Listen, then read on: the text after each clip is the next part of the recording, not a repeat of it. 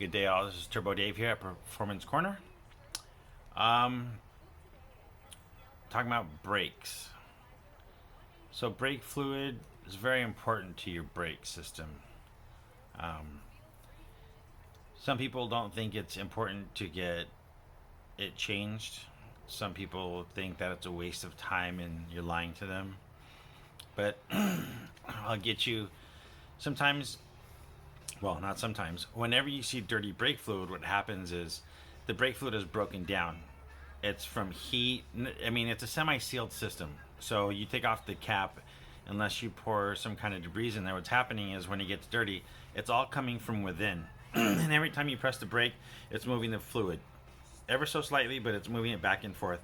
And these particles, these debris, are moving within the system just from, they can move from weight or whatnot. They just move inside the system. And so by the time you see it on the brake master, it can either be the seals coming apart in the brake master, it's the debris are breaking, or the brake fluid is breaking it down.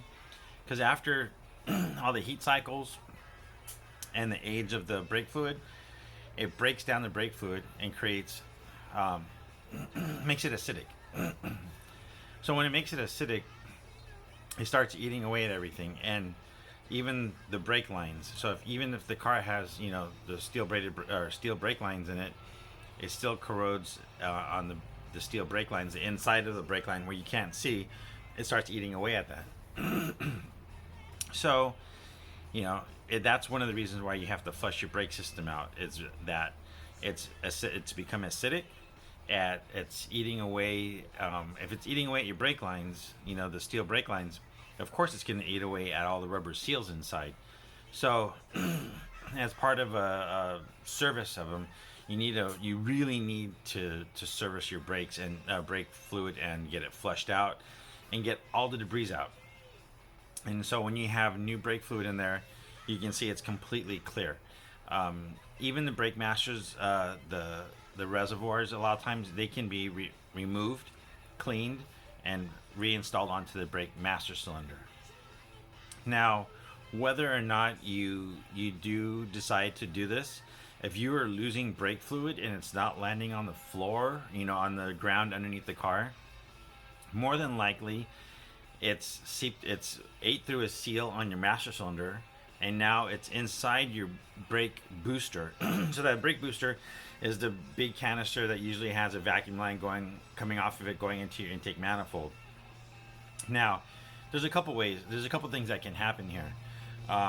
You can be leaking fluid from your brake master into the brake booster. So it kind of slides in, and there's a seal in here, and this is where the rod pushes the brake master. It comes from inside the pedal, pushes onto the brake booster pushes onto the master cylinder, and the master cylinder has the fluid going out to each wheel and through various other components like a proportioning valve and whatnot, way of distributing the fluid.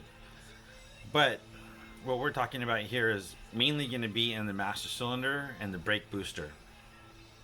We will talk about each wheel having its own either caliper or drum brakes, depending on what you have. But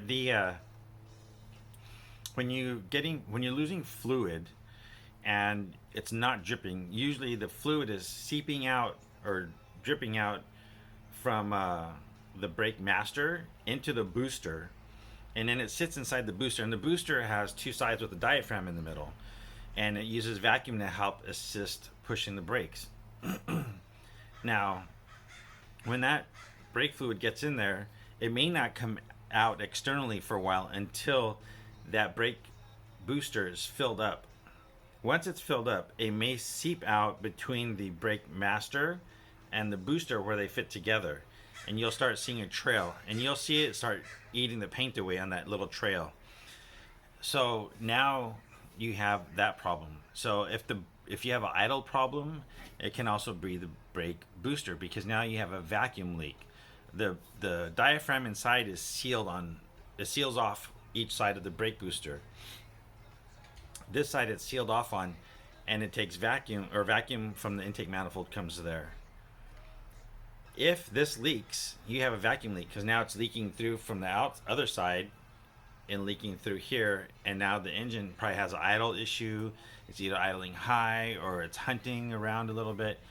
But these are some problems that can be prevented from brake fluid flush. Basically, cleaning the brake fluid out and taking all its old debris with it and putting new fluid in. Now, you can have a brake caliper on disc brakes leak, or if you still have a drum brake, they have the little wheel cylinders inside there, and the wheel cylinders can leak.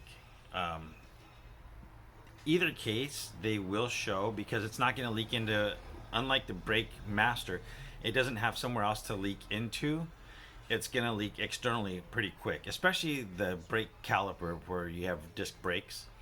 A brake wheel cylinder that has drum brakes may take a little while, and it may seep inside for a while before it starts leaking a lot.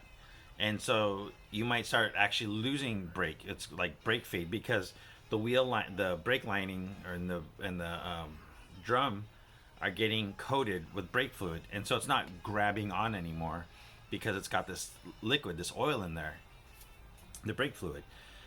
So you'll start losing brakes that way. It eventually will seep out and start dripping outside of the drum is round, and it'll start dripping out on the inside towards the center of the car. You'll see it dripping out onto the wheel, and you'll start seeing it come out there. And if you're driving and it's coming out that much, it'll start splashing around inside there, and you'll see little trajectory marks. But this can all really be prevented. Most of your, aside from wearing out brake pads or brake shoes, most of this can be prevented by maintenance, and that's really what it comes down to, is maintaining your car on all aspects. And in this case, it's brake fluid. Having somebody that's knowledgeable and can flush your brake system out is, really the key thing here. So if you're losing brake fluid, be aware that it can be in the master, and what you can do is you can take the 2 or 4 bolts off, whatever it has holding the master to the booster, and just pull it forward. And if you loosen it, it may start coming out fairly quick. You may not have to pull it far off the brake booster. If that's the case, then you need to change it or have somebody change it for you. I'm not going to get into the details of how to change it, because I would recommend bench bleeding the masters. But find somebody who can do it for you. But moreover, service your vehicle so that way you don't run into problems. Usually the cost of service and maintenance really is going to be far less hassle than when you have a more catastrophic failure. So you want to maintain your vehicle and this, in the brake system, and get all those debris out. Anytime you see a fluid that goes in clear and now looks dirty, there's something wrong in that system, and it needs to be flushed out. Many times it may take a few flushings and a serious cleaning if it's been that bad. If you're talking about a decade-old car, easily can already be dirty. So just be aware of how that can happen, and that it can can affect your car. So if you have a leak in your master cylinder and you catch it right away, it might be leaking into the booster, but you catch it right away, and you can change it and clean that out, and then you won't have a problem. But if you don't catch it and it just keeps leaking, and you just keep adding, and it just keeps leaking, pretty soon your brake booster is going to go. And now the cost of replacing the master is going to be, is going to be higher, because now you have to replace the brake booster. And, and then if anything else is going on with it, if you neglect it that much, it can just keep going. I mean, worst case I've seen, a lady came in one time she said her brakes were making noise. I'm pretty sure her brakes were making noise a year before, because she came in and they had vented rotors. So the 2 rotors are solid on the outside and had basically like little walls inside, if you could. And the 2 walls were gone, and just the vented walls were left inside, and she said her brakes were making noise. Well, I'm pretty sure her brakes were making noise when they went metal to metal, which was probably the year before this happened, and she said she never drove that much. So that's a severe case of neglect. But, you know, just take care of your car. You really don't want to have a brake failure. That's I actually myself had one brake line go out on one of my cars as I had a old Z and I was pulling it behind a 4Runner that my hood was level with his bumper, and all of a sudden my pedal went to the floor. The other three brakes, other three, wheels caught, but that one where it leaked out, the line busted and it shot brake fluid out. Luckily, there was enough fluid in the car to stop the vehicle, and I wasn't going fast, and the car doesn't weigh that much. So I was literally, my destination was around the corner, not even a eighth of a mile away. So in that case, I was safe. But that wasn't even neglect; it was just a failure of a part. So be safe, take care of your car, beware of what can happen, and we'll talk to you next time. This is Turbo Dave here at Performance Corner. Stay safe. Bye.